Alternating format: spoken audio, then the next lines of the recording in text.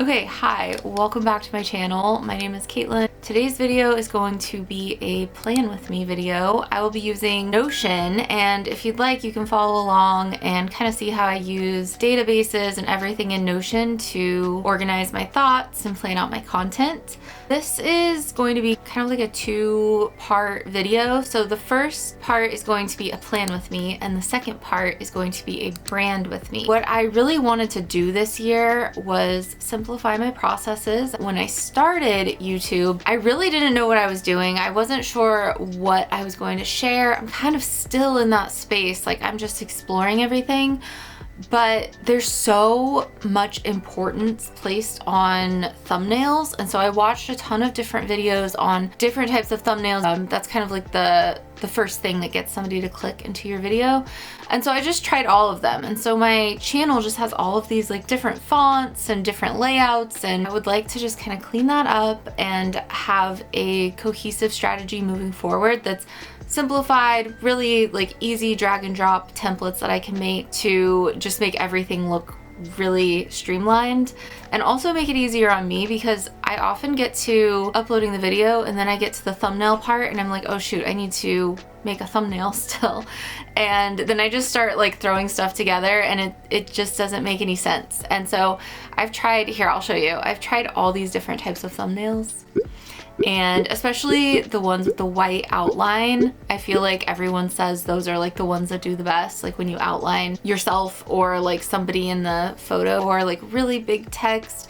And I understand that they work, but for me, I really just want to keep everything a little bit simplified, like I said, templated, and kind of drag and drop for myself moving forward. And then hopefully once I make enough videos, those other videos will kind of get buried. Two-part video, plan with me, brand with me. Let's just get right into it. I'm gonna show you how to create a database like this. This is my 2025 content calendar, and I've gone ahead and scheduled it out for September through December. So it has the rest of the year. It shows my YouTube posting schedule and my Substack posting schedule. I have these columns that shows the day that my content will be scheduled for, the actual date, what media type it's for, status, so I can change this to not started, need to write, need to film, scripted, filmed, need to edit, uploaded and scheduled, or posted and done. And I can add as many of these different properties as I need to. Here I just have a little description, which you can open off to the side, talking points, or if I have just like a random idea for the specific content, I can come in here really quick and do this from my phone if I need to. The other thing that I really like about databases is that you can filter. So I can come over here and I can filter by media type. If I just want to see the YouTube content, then I can select that.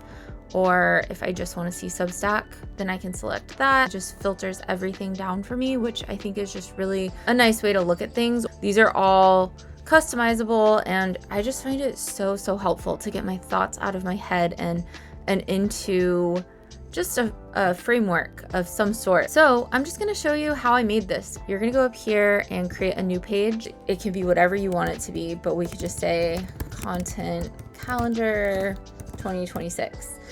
And then right here, you're gonna click this little plus sign, and we're gonna scroll all the way down to database and select database full page and 2026. And that creates this table.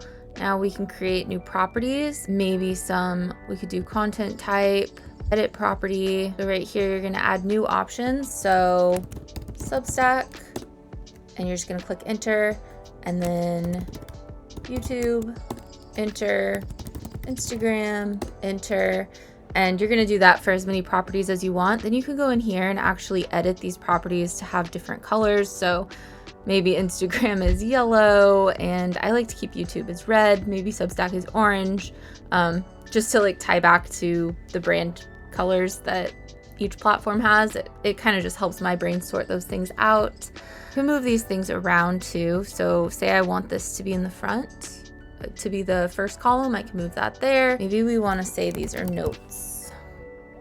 because you could just type in here and say like Q1 check-in. Maybe this one will be for Substack. And then over here, you might want a publication date. And then it automatically, under publication date in this little cell, comes up with the calendar. So say this is for Sunday, January 4th. We're gonna do the Q1 check-in. I also liked to have status, so you can have not started, in progress, done. And I liked to have an in-between where, you know, maybe I have scripted but not filmed, could be a status. And again, you can go in here and just change all of these filter colors to be whatever you want. So like scripted but not filmed, that might be a yellow for me because we're kind of like in the in-between. Done is green, not started would probably be red. So you kind of get the idea of how you can do this. And then to add another row, you just click the plus sign and you can do that for as many as you want. Super, super simple to make a database. Again, I know it could feel a little bit overwhelming. Within Notion, there's just so much you can do. We can go back to my original content calendar. So like this one right here, this is filmed, need to edit. This is literally what I'm doing right now. I filmed the talking head portions of these last weekend, and now I'm doing the voiceover and the tutorial part. So I'm in the editing stage here. So that is how I use the database feature in Notion to just organize all of my content, create a little calendar for myself just to stay on track. Really like how I can use the different properties so that I can actually organize, like if it's for YouTube, if it's for Substack. That's just been my all-around favorite way to kind of keep track of my content. I don't always stick perfectly to the schedule, just keeps me on track and motivated to continue on instead of like not having a plan, feeling a little bit overwhelmed, and then not posting anything at all. That's my little Notion planning portion of this video. So the next part of this video, I'm gonna do the branding portion. This is just so that I can simplify everything. Like I mentioned, create templates for myself that I can just kind of drag and drop when I'm making my thumbnails. For YouTube, I'll just be choosing a font, choosing how I want to lay out my thumbnails. So I'll show you how I do that. I'm gonna share how I'm gonna make a YouTube thumbnail and overlays template that I can easily drag and drop and just create my thumbnails. So over here, I've got a couple from my channel that I just screenshot and brought in here because something I really like is this vertical format where the layout has the photos featured vertically. And then on this one, something I really liked was this bold sans serif text for like the main title. I think I want to use Avenir next, but I really don't know if I like it in that heavy version. I feel like bold is nice. And I like it in lowercase. I wonder what this looks like if it says favorites. I wonder what that looks like if I have it all caps. It's a little shouty, but it's not terrible. Specifically, I really like how large the dot on the I is in lowercase. I think that looks nice. Maybe I wouldn't ever use it all caps. Oh, I also like it in heavy in lowercase. That's like chunky and kind of fun.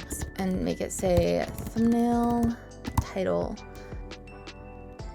Okay. I think it'll just be a matter of if once I get a photo in there, if I want to use the heavy. Because when I switch back to bold, I do like it. Okay, so we have the thumbnail title, and then basically what I want to do here is like just make these little drag and drop. I am just gonna make these a couple different shades of gray.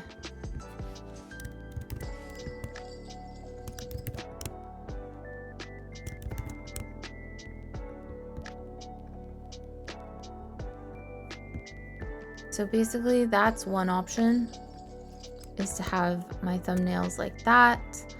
And then another option I think is just a full one single photo, especially for times when I'm feeling like I don't have a lot of content. Like one photo is totally fine. And then I want to keep things vertical. I don't think I want to do, so like here I have 4 boxes. I don't want to do that anymore. So I think what I want to do is just keep them. So it'll be 5, 2, or 1. The layout options. So those are my options for thumbnail, image. And then over here, I think what I'd like to do is create another artboard. Okay, so this artboard will be for the page that says in this vlog. And I like these when they're kind of smaller. So I thought it would be cool to have a few options here. And also if I want to use hand-drawn type, I think that could be neat too. So we have just this basic one. So that's like obviously the simplest option. Then I could have, okay, I really like when things are kind of like, I don't know, kind of placed around the screen in an interesting way. And pull that over here. Okay, and then another option that I wanted to try was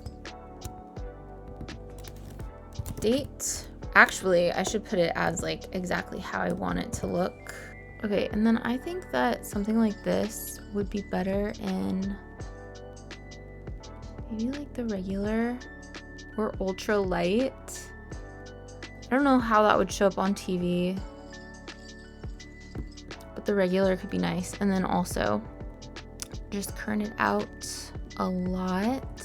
I kind of want the numbers to be closer together. That's an option. And then I think the other option is to have like hand-drawn type, which I would just do again on my iPad.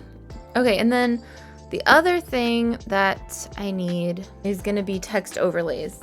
And I'm gonna create 4 of these. And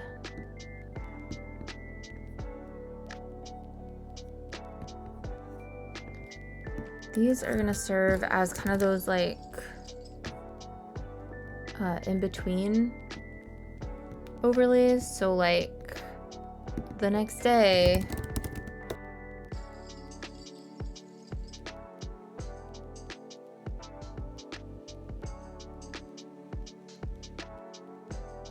I'm gonna get the idea there. But since I really don't know like what I need for each video just yet, I'm actually gonna go ahead and make the thank you for watching and end screen stuff too. So down here, I'm just gonna make one more section. Thank you for watching. Please like and subscribe. See you next week.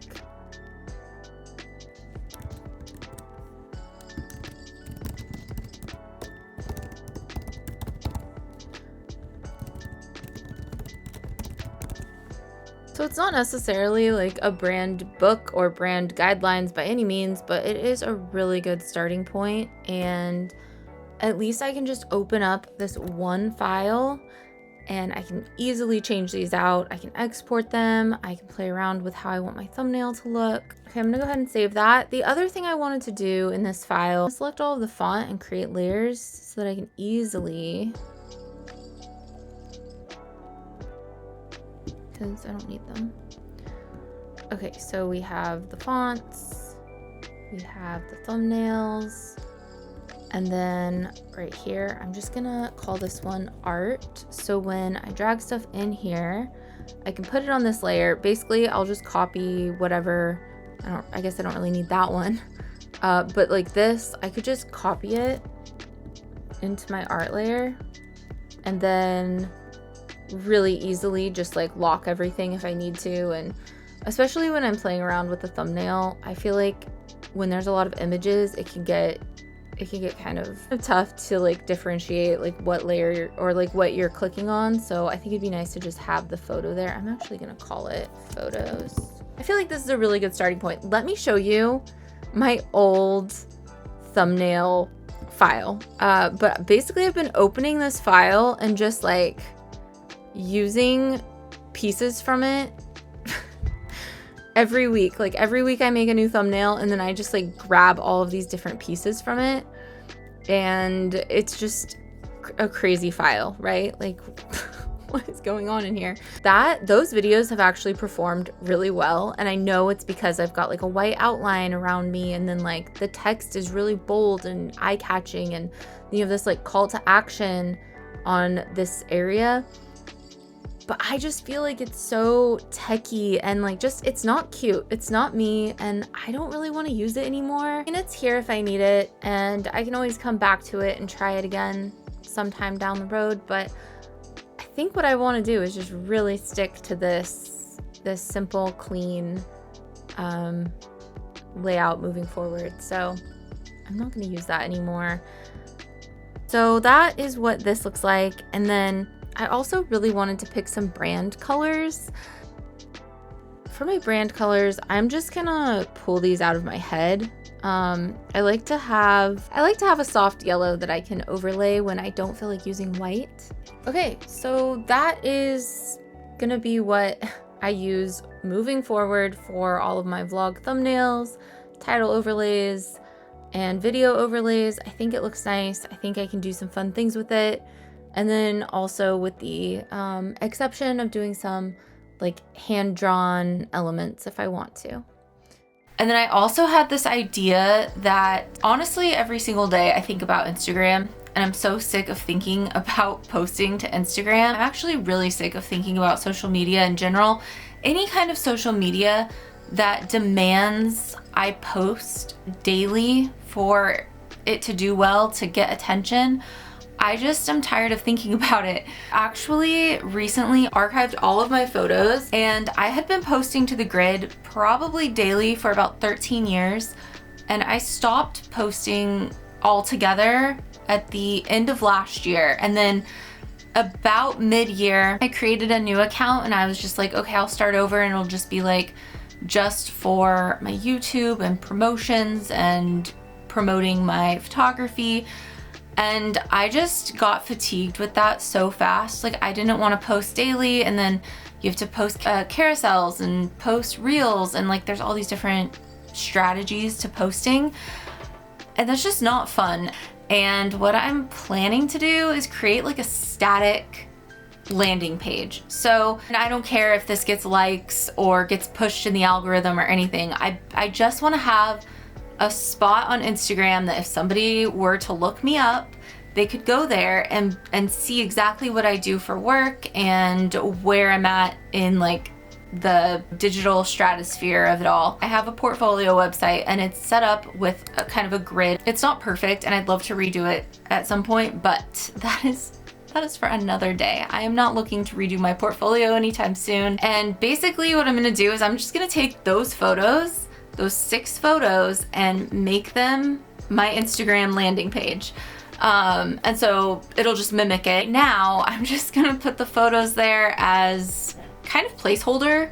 I could go edit them eventually. It's only 6 photos. So if I wanted to take them all down and kind of redo it the same way you might redo a website, that's a really, really simple task, rather than like having the need to feel like I have to constantly be posting to the grid, and like it's a constant like thing that I need to feed to Instagram. I know this is all so like silly to be concerned about, but it is just like something that's always on my mind, especially as a creative. There's like a need to have some sort of social platform that you're sharing your work to constantly. And I'm finding that's a really big struggle of mine. That's kind of my solve for now, that I can just like get it off of my mind, have this little Instagram landing page, and maybe I'll never post there again, but it's there. I could post to reels, I could post to stories, I can do all of that, and it's kind of like less permanent than the grid. That's my idea with that. All right, well, I think that is gonna be it for this video. I hope that you found some creative inspiration, learned something new maybe for your own content calendar if you need to organize your ideas in Notion. Also, I hope that other people will use my Instagram idea as well. I would love to hopefully inspire more people to kind of get out of that mentality of always having to post or always having to feed an algorithm to promote their work. I hope you enjoyed this video. Thank you so much for watching. I will see you next week. Bye.